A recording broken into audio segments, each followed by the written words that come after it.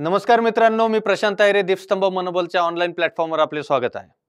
आजचा विषय आपला असा आहे की येणाऱ्या गट क पूर्व परीक्षेच्या दृष्टिकोनातून आपण आजचं लेक्चर म्हणजेच पेपर ॲनालिसिस आणि पेपर ॲनालिसिस जवळपास आपण 2017 पासून ते 2023 पर्यंत भूगोलचे जेवढेही प्रश्न विचारले गेलेले आहेत तर त्यांचं आपण ॲनालिसिस करणार आहोत। त्यातील हा पहिला दिवस आणि हा जो पेपर आहे 30 एप्रिल 2023 चा तो आपण बघूया। सुरुवातीला इतिहास विषयाचे प्रश्न आहेत। आता आपण या ठिकाणी जर बघितलं तर 11 नंबरचा जो प्रश्न आहे भूगोलचा, तर भारतात धवल क्रांतीची सुरुवात कधी झाली? भारतात धवल क्रांतीची सुरुवात कधी झाली? पहिली गोष्ट, धवल क्रांती म्हणजे काय? Operation flood. तर धवल क्रांतीची सुरुवात करणारे जनक जर कोणी असेल तर त्यांचं नाव होतं वर्गीस कुरियन। आणि वर्गीस कुरियन यांचं निधन 2011-12 च्या दरम्यान झालं आणि 2012 ला जेव्हा सिलेबस चेंज झाला तेव्हा त्यांच्यावर आधारित एक करंटचा प्रश्न पण आला होता की वर्गीस कुरियन यांना रॅमन मॅग्सेसे पुरस्कार मिळालेला आहे। वर्गीस कुरियन हे साऊथ इंडियातले होते आणि वर्गीस कुरियन यांना दूध आवडत नाही। तर ज्या माणसाने पूर्ण धवल क्रांती म्हणजे दूध उत्पादनामध्ये वाढ कशी झाली पाहिजे किंवा वाढ होण्यासाठी ज्या उपाययोजना आहेत ज्या माणसाने केल्या त्या माणसाला तर दूध आवडत असेल असं बऱ्याच जणांचं म्हणणं होतं, परंतु त्या व्यक्तीला दूध आवडत नव्हतं असाही एक प्रश्न त्याच्यावर आधारित आलेला होता। आणि विशेषतः याची सुरुवात जी आहे तर 13 एप्रिल समथिंग 1970 मध्ये झालेली आहे। आणि 1970 हा पर्यायच या ठिकाणी दिसत नाहीये। 71, 72, 73 आणि 74 पर्याय आहे, परंतु 1970 मध्ये याची स्थापना झालेली आहे गुजरातमध्ये। ओके, म्हणून या ठिकाणी खरं उत्तर तर 1970 चं आहे। त्यानंतर 12 नंबरचा जो प्रश्न आहे, महाराष्ट्राच्या दख्खन पठारावर ग्रामीण भागामध्ये घर बांधकामासाठी या स्थानिक दगडाचा वापर केला जातो। आता पर्याय काय काय? जांबा दगड, संगमरवरी दगड, ग्रॅनाइट आणि बेसॉल्ट। तर मित्रांनो, सगळ्यात पहिलं महत्त्वाचं काय आहे की आता बघा महाराष्ट्र पठार जे आहे, महाराष्ट्र पठार, आता महाराष्ट्र पठार बद्दल जर बोलायचं झालं तर बेसिक लावा, कोणता लावा? बेसिक लावा। आणि बेसिक लावा जो आहे याच्यामध्ये सिलिकाचं पर्सेंटेज 30 ते 40% आहे।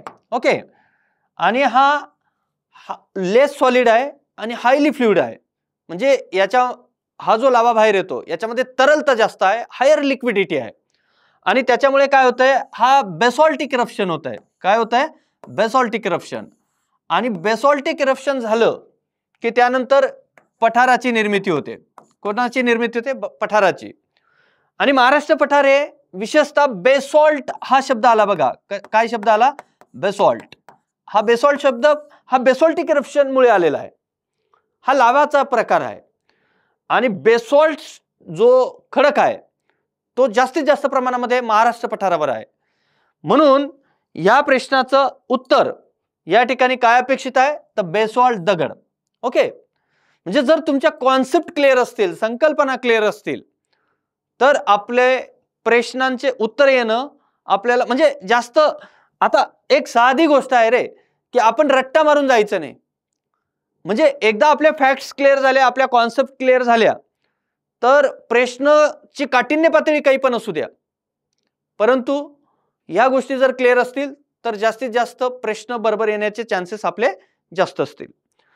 त्यानंतर पुढचा प्रश्न जो आहे, पुढचा प्रश्न आहे की योग्य जोड्या जुळवा।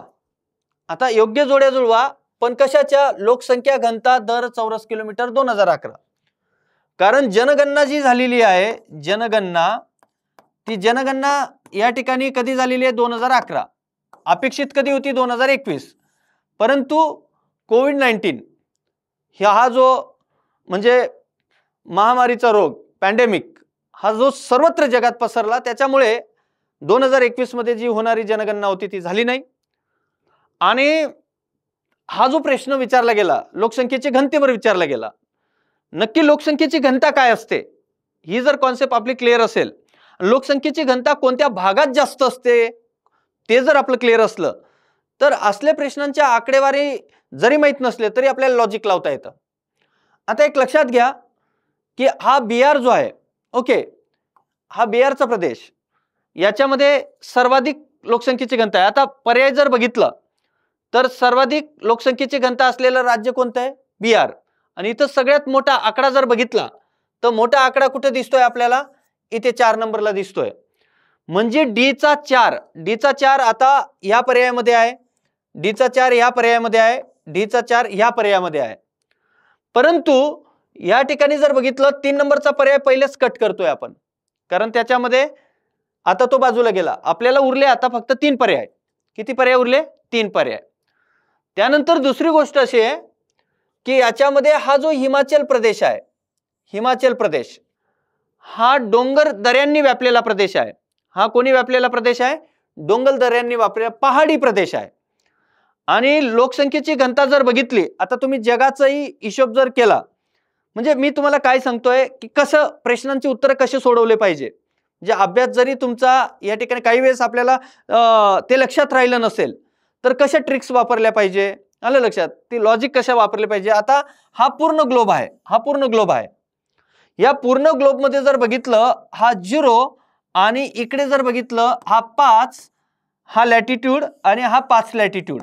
ओके, म्हणजे नॉर्थ हेमिस्फिअर 5 अक्ष आणि साऊथ हेमिस्फिअर 5 अक्ष. याच्या दरम्यान जर बघितलं सर्वाधिक आपल्याला बायोडायव्हर्सिटी पाहायला मिळते. काय पाहायला मिळते? बायोडायव्हर्सिटी. ओके, मॅक्झिमम बायोडायव्हर्सिटी आपल्याला इथे पाहायला मिळते. परंतु या ठिकाणी म्हणजे मानवजात जी आहे की एका चौरस किलोमीटरला, काय म्हणतोय मी, एक चौरस किलोमीटरला इथे साधारणतः 10 लोक राहतात. किती लोक राहतात? 10 लोक राहतात. त्याच्यानंतर या ठिकाणी जर आपण बघितलं मग साधारणतः 23 हाफ जो आहे, ओके, तिथपर्यंत जर बघितलं म्हणजे नॉर्थ अँड साऊथ हेमिस्फिअरचा आपण विचार करतोय, त्याच्यातला मॅक्झिमम नॉर्थ हेमिस्फिअर मध्ये या ठिकाणी कॉन्टिनेंट पार्ट जास्त आहे, कारण 81% आणि 61, म्हणजे आता बघा हा जो हेमिस्फिअर आहे तो नॉर्थ हेमिस्फिअर आणि साऊथ हेमिस्फिअर. ओके, मग याच्यामध्ये जर बघितलं तर हा साऊथ हेमिस्फिअर मध्ये 81% वॉटर आहे, 19% लँड आहे. इथे 61% वॉटर आहे आणि त्या ठिकाणी जर बघितलं इथे 39% या ठिकाणी लँड आहे. म्हणजे या भागामध्ये जास्तीत जास्त जमीन आहे. ओके, तर याच्यामध्ये 10 ते 200 लोक आपल्याला इथे पाहायला मिळतात या अक्षरवृत्ता दरम्यान. पण 23 हाफ टू 36 मध्ये जर बघितलं तर जास्तीत जास्त या ठिकाणी 200 प्लस, ओके, घनता आपल्याला पाहायला मिळते. याचं कारण तिथलं क्लायमेट, तिथली भौगोलिक रचना, तिथला सकल प्रदेश, तिथली बारमाही पाणी, तिथली सुपीक मृदा, सगळ्या गोष्टी कारणीभूत आहेत. आणि तो जो प्रदेश आहे मग त्याच्यामध्ये आपण काय केलं की त्याच्यामध्ये बिहार येतो. मग बिहारची डेन्सिटी जास्त आहे, म्हणजे एकूण लोकसंख्या डिवायडेड बाय एरिया. ओके, तर आपोआप त्या ठिकाणी घनता निघते. मग त्याच्यामध्ये बिहार असेल 1 नंबर आहे, आलं लक्षात. त्याच्यानंतर पश्चिम बंगाल आहे. ओके, मग हे जे मी तुम्हाला हे नॉर्थ कडचे जे स्टेट आहेत किंवा आपण यूपी आहे, या स्टेटमध्ये मॅक्झिमम डेन्सिटी आपल्याला पाहायला मिळते. असं जर आपला समग्र अभ्यास असेल आणि एखाद्या ठिकाणी काम देणारे हात असतील तर काम घेणारे हात त्या भागामध्ये आपोआप पळतात. आणि म्हणून त्या ठिकाणी जसं मुंबई आहे, दिल्ली आहे, काम देणारे हात आहे म्हणून त्या भागात स्थलांतर होते. आणि म्हणून म्हणतो ना मुंबईचे घर जसे कबुतराच्या खुरट्यावानी. तर मित्रांनो, असं समग्र अवांतर वाचन जर असेल तर अशा प्रश्नांचं उत्तर आपल्याला सहजतेने निघतंय. आता लक्षात घ्या, आपण बिहारला 4 जोडला, त्याच्यानंतर हिमाचल प्रदेश 123. ओके, हिमाचल प्रदेश 123 म्हणजे बी ला 1. ओके, बी ला 1. आता बी ला 1 इथे आहे आणि बी ला 1 इथे आहे, म्हणजे हा पण पर्याय कट झाला. ओके, आता 2 पर्याय आपल्या डोळ्यासमोर आहेत. त्याच्यानंतर आता हरियाणा जो आहे, हरियाणाचे 573 आहे, म्हणजे एच 3. आता हा पर्याय कटला म्हणजे 2 नंबरचा पर्याय येतोय. मग अशा पद्धतीने आपण जर एखाद्या प्रश्नाचं उत्तर एकदम शांततेत, आपल्याला वेळ दिलेला आहे, तेवढ्या वेळामध्ये जेवढा जास्त सराव असेल तर आपल्याला ते टाइम मॅनेजमेंट करणं खूप सोपं जातं. ओके. त्यानंतर पुढचा प्रश्न जो आहे तो म्हणजे योग्य जोड्या जुळवा उंच आणि म्हणजे जे पीक आहेत, शिखर आहेत, या शिखरच्या बाबतीमध्ये जर बोलायचं झालं तर आता साधी गोष्ट आहे की शिखर आणि ठिकाण. आता ही व्याख्या कशी आहे माहितीये का? समुद्र सपाटीपासून 400 ते 500 मीटर सकल प्रदेश जो पसरलेला असेल त्याला आपण पठार म्हणतो. त्या पठारावरील 900 ते 1200 मीटर उंचीचा किंवा त्यापेक्षा अधिक उंचीचा लांबूरपर्यंत पसरलेला प्रदेश असेल त्याला आपण पर्वत म्हणतो. त्या पर्वतावरील घाट म्हणजे घाटमाथ्यावरील सपाट प्रदेश त्याला आपण घाटमाथा म्हणतो. त्या घाटमाथ्यावरील अधिक उंचीचा प्रदेश असेल त्याला आपण शिखर म्हणतो. त्या घाटमाथ्यापासून त्या पर्वतावरील कमी उंचीचा भाग असेल जो दळणवळणासाठी वापरला जातो त्याला आपण खिंड म्हणतो. हे जर आपल्याला सगळं क्लिअर असेल तर महाराष्ट्रामध्ये या ठिकाणी आता इथे काय दाखवलेलं आहे? मांगीतुंगी, त्र्यंबकेश्वर, सप्तशृंगी, साल्हेर. आता एक साधी गोष्ट आहे की आपण लक्षात घ्या की महाराष्ट्रामध्ये कसा मी हसतो, कसा मी हसतो, कसा मी हसतो, हे उंच शिखर आहेत. मग याच्यामध्ये काय आहे? क म्हणजे कोण? कळसुबाई. क म्हणजे कळसुबाई. ओके. त्याच्यानंतर सा म्हणजे कोण येत आहे? साल्हेर. कोण येत आहे? साल्हेर. मी म्हणजे कोण येत आहे? महाबळेश्वर. कोण येत आहे? महाबळेश्वर. त्याच्यानंतर ह म्हणजे कोण येत आहे? या ठिकाणी हरिश्चंद्र. ओके, हरिश्चंद्र. ओके. त्याच्यानंतर स म्हणजे कोण येत आहे? साल्हेर. स म्हणजे कोण येत आहे? साल्हेर. आणि तो म्हणजे कोण येत आहे? तोरणा. ओके. हे उंच शिखर आहेत. मग याच्यामध्ये कळसुबाई 1646 मीटर आपल्याला पाहायला मिळते. हा 1500 साल्हेर 1567 मीटर आपल्याला पाहायला मिळतं. महाबळेश्वर 1438 मीटर आपल्याला पाहायला मिळतं. हरिश्चंद्र 1424 मीटर आपल्याला पाहायला मिळतं. त्याच्यानंतर इथं स म्हणजे सप्तशृंगी, सॉरी, स म्हणजे कोण येत आहे? या ठिकाणी सप्तशृंगी. तर सप्तशृंगी आपल्याला या ठिकाणी किती उंची पाहायला मिळते? 1416 मीटर आपल्याला उंची पाहायला मिळते आणि तोरणाची 1404 मीटर उंची पाहायला मिळते. सप्तशृंगी 1416 आणि साल्हेर 1567 हे आपल्याला या ठिकाणी माहिती झालेलं आहे. बरोबर. म्हणजे इथे काय करायचंय की साल्हेर जो आहे, साल्हेरचा डी चा पर्याय कोणता आला पाहिजे? 1. मग डी चा 1 कुठे आहे? फक्त एकच पर्यायामध्ये. म्हणजे हे 3 पर्याय आपोआप कट होतात. 1 नंबरचं उत्तर आपल्याला पाहायला मिळतं. म्हणजे इथे सप्तशृंगीची उंची आपल्याला माहिती आहे 1416. इथं 2 नंबर आहे सीचं. इथं 2 नंबर कुठे आहे का? नाही. बरोबर. म्हणजे याच्यावर आधारित या दोघांची उंची जरी माहित नसेल तरी आपल्याला उत्तर येत आहे. बरोबर आहे की नाही? त्यानंतर मित्रांनो पुढचा प्रश्न असा आहे, योग्य जोड्या जुळवा. पर्यटन स्थळ. आता पर्यटन स्थळ जर बघितलं तर पर्यटन स्थळ आता महाराष्ट्रामध्ये तसं महाबळेश्वर थंड हवेचं ठिकाणी पर्यटन स्थळ आहे. त्याच्यानंतर अहमदनगर मधलं भंडारदरा हे पण थंड हवेचं ठिकाण आहे. जसं पर्यटन स्थळ विविध राज्यांमध्ये विविध पर्यटन स्थळ आहेत. आता एक लक्षात घ्या, हे पर्यटन स्थळ केव्हा विचारले जातात? त्यावेळी ती गोष्ट चर्चेत असेल तेव्हा. बरोबर. आता त्याच्यामध्ये असं काही घडलेलं आहे का ते आपण पहिले क्लिअर करूया. कारण की विषय कोणताही असू द्या पण त्या विषयासंबंधित जर एखाद्या गोष्टीची चर्चा सुरू असेल तर ती चर्चा जी आहे त्याच्यावर आधारित प्रश्न तयार होत असतात. आता लक्षात घ्या, जम्मू काश्मीर, हिमाचल प्रदेश, पंजाब आणि हरियाणा या राज्यातील पर्यटन स्थळ दिलेले आहेत. आता त्याच्यामध्ये जम्मू काश्मीर आपल्याला काय काय माहिती आहे?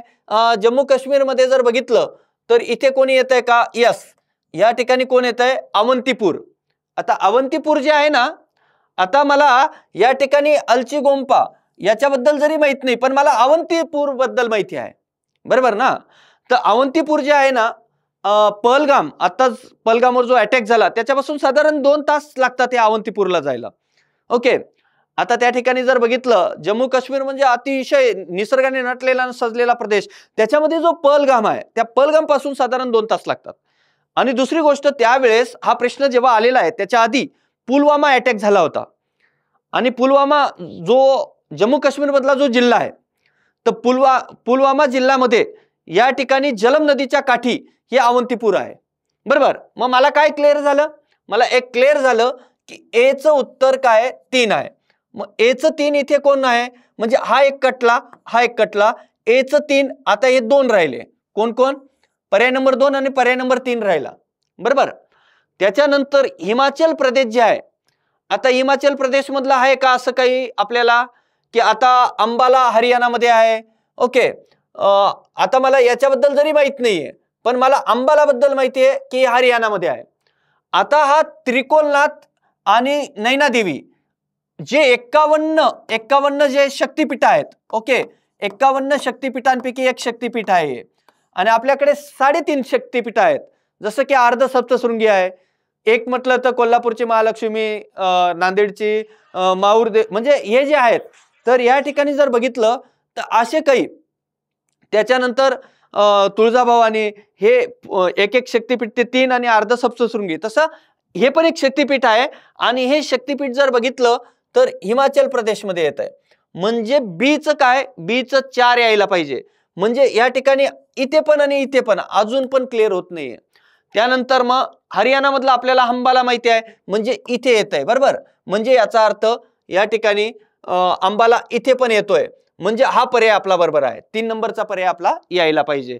आणि तरण तारण बाबा बकाला हे जे ठिकाण आहे, हे कुठे आहे, पंजाबमध्ये. मला ऍक्च्युली ते माहित नव्हतं, पण मला काय माहिती होतं, या 3 गोष्टी मी लॉजिक लावल्या. ओके, आणि त्याच्याने मला जोड्या लावा प्रश्नाचं उत्तर स्वस्तेने आलं. घाई करायची नाही, संयम टिकून ठेवायचा, बरोबर, एवढं लक्षात ठेवा. ओके, त्याच्यानंतर पुढचा जो प्रश्न आहे, भारतातील कोणते शहर भारतीय शासनाच्या स्वच्छ क्रमवारीत सलग 3 वेळा 2019 ते 21 मध्ये स्वच्छ शहर म्हणून घोषित करण्यात आले.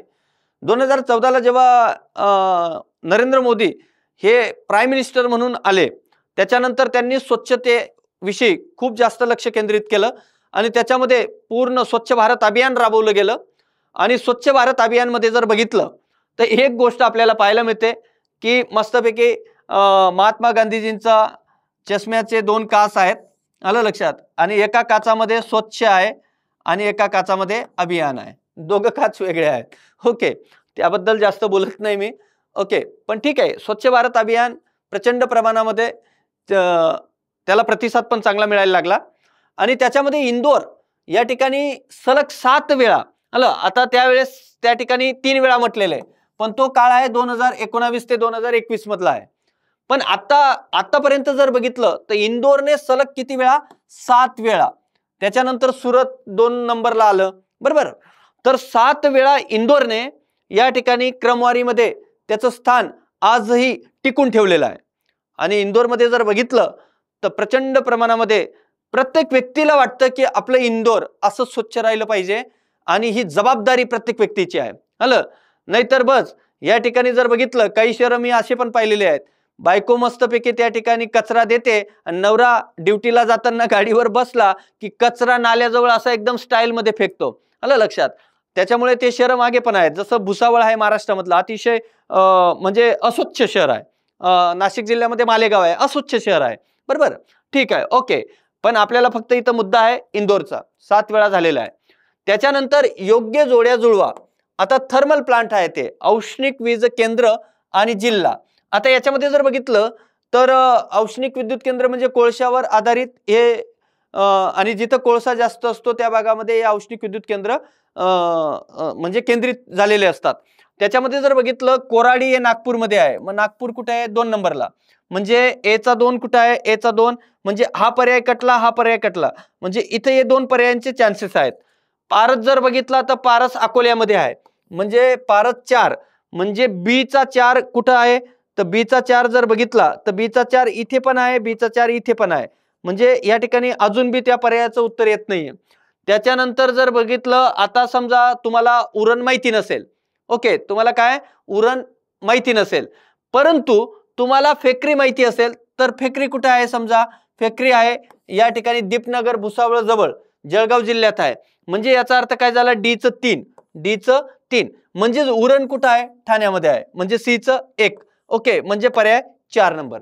अशा पद्धतीने आपण त्याचे उत्तर काढले पाहिजे, आलं लक्षात.